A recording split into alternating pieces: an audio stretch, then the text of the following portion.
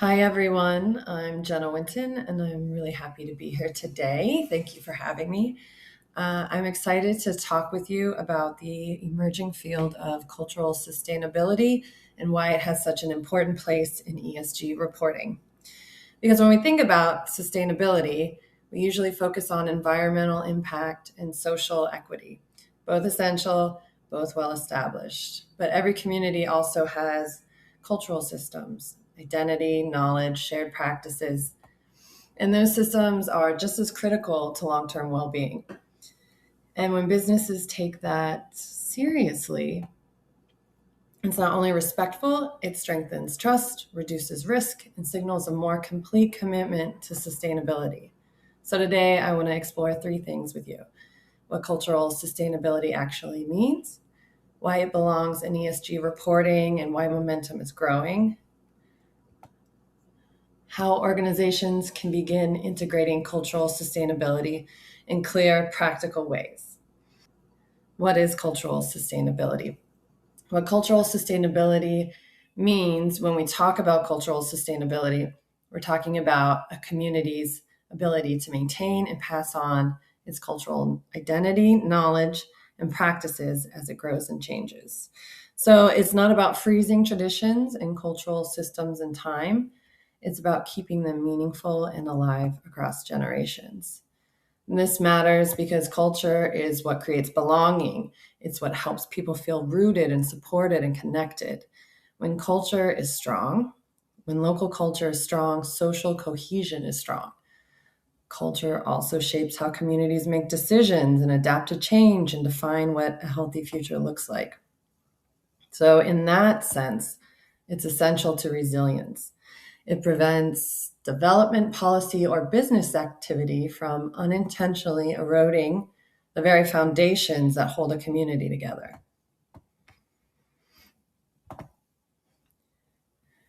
And there's a bigger picture here, too. Cultural sustainability isn't only local, it contributes to global cultural diversity. So, when we protect diverse languages, traditions, and knowledge systems, we protect different ways of seeing and solving problems. So, cultural sustainability isn't actually about preserving the past, it's about preserving options for the future. Just as biodiversity strengthens an ecosystem, cultural diversity strengthens collective humanity, if you want to get really big about it. It expands the range of ideas available to us. Future generations need more than physical resources, they also need continuity, memory, and belonging. So, when we talk about why cultural sustainability is important in ESG reporting, it's really about recognizing that the cultural fabric of a place is a crucial part of its long term health. So, just as companies consider environmental impact and social equity, they also influence the cultural well being of the communities that they operate in. So, including cultural sustainability shows a more holistic commitment, protecting local traditions, supporting community heritage, and helping ensure cultures aren't lost in globalization. It strengthens trust, builds goodwill, and demonstrates that a company is a respectful part of the community. At its core, it asks a simple question: are we operating in a way that contributes to the cultural well-being of the place we're part of? So this doesn't require a new SG pillar. It's already there. It fills an existing gap in the social category, the part focused on relationships, community well-being, and long-term stability. By examining their impact, organizations move beyond compliance and show real responsibility, awareness, and respect for place and community. Why now? So, why now? There are several shifts happening right now, all pointing in the same direction. Number one, UNESCO is calling for culture to be recognized as a standalone sustainable development goal. So, culture is no longer optional or secondary.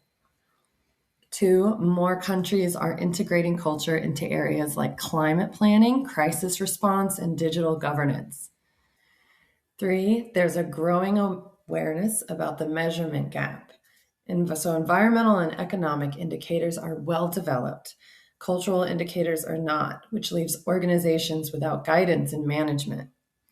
4, communities and consumers are asking for approaches that respect identity, support continuity, and distribute benefits more equitably. So altogether, these show a clear opportunity. Organizations that move early won't just meet future expectations, they'll actually be leading the way.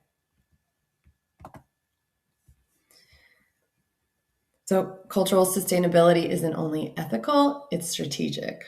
First, it strengthens local trust and brand loyalty. So when people see a company showing up respectfully and supporting cultural identity, they respond. It leads to goodwill, repeat business, and stronger relationships. Patagonia is a great example. Part of their long-term loyalty comes from consistently investing in Indigenous-led stewardship and cultural advocacy. Second, it can open new markets and partnerships. More and more consumers and collaborators are seeking culturally respectful, place-based products and experiences. So when businesses embrace cultural sustainability, they stand out in ways that competitors can't easily copy. Third, it enhances ESG credibility and investor confidence. Investors are increasingly looking at how organizations demonstrate long-term readiness. Cultural responsibility is becoming part of that conversation. And finally, it reduces risk. Negatively affecting local culture can lead to backlash, delays, or even project failure. Alignment creates resilience and protects long-term operations. Microsoft provides a strong example here. By integrating Indigenous data sovereignty principles into its cloud governance, it has strengthened social license and secured public sector partnerships. So in short, supporting cultural sustainability increases loyalty, opens growth pathways, strengthens credibility, and reduces risk. So where organizations can start. So here are some practical entry points into incorporating cultural sustainability. So cultural sustainability can feel abstract, but it doesn't have to be. There are clear, approachable ways to begin. This slide shows a few examples, and these aren't sequential steps. There are different starting points depending on an organization's needs and goals. One approach is auditing for cultural sustainability practices, looking at how well current operations support cultural well-being and where the gaps or opportunities are. Another is using cultural sustainability impact assessments. These help identify how a policy, project, or decision might affect cultural identity, community relationships, or traditional knowledge before implementation. Organizations can also focus on policy development.